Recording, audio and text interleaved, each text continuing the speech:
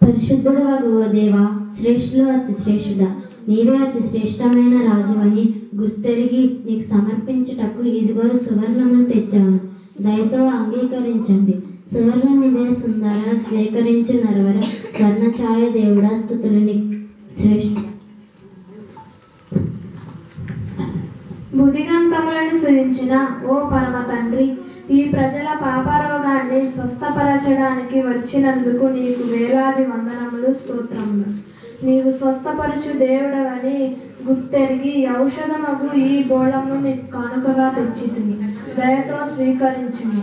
బోళమిదే భూపతి, బోసినవుల శ్రీపతి, భూమిని దివిని నీవిక ద్రోము ఓ నిత్యుడా. ఆకాశ మహాకాశంలో నివసించు మహోన్నతుడమైన దేవ, దుర్వాసనతో నిండి ఉన్న ఈ పాపలోకాన్ని ఈ దివ్యమైన బలియాగంతో ప్రక్షాళనము చేసి పరిమళము చేయడానికి ఇదిగో ఈ యాగంలో సమర్పించుటకు ఈ సాంబ్రాన్ని తెచ్చాము, దయతో అనుగ్రహించుము. నీకు వందనాలు, స్తుతులు. శాంతినిచ్చు నా యొక్క సర్వ ప్రజల యాజక, చేకొను సాంబ్రాణినే స్వచ్ఛమైన రక్షక.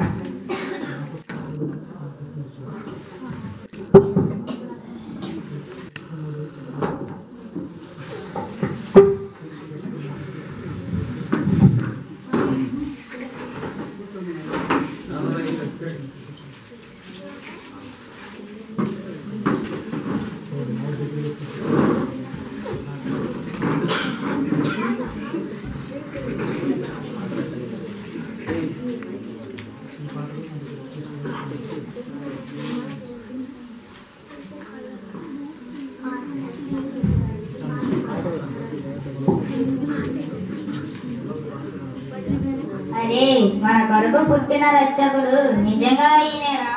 అవునన్నా, ఆ దూత చెప్పిన ప్రకారం నేనే ప్రపంచానికి ప్రభు. అవునురా, మనం విన్నది చూచింది కూడా నిజమే. కాబట్టి మనం వెంటనే వెళ్ళి ఈ సంగతిని లోకమంతా చాటుదాం, మన ఆనందాన్ని ప్రపంచమంతా పంచుదాం. ప్రభువా, మా రాణి పాపలను రక్షించడానికి వచ్చిన దేవా, మా శ్రోత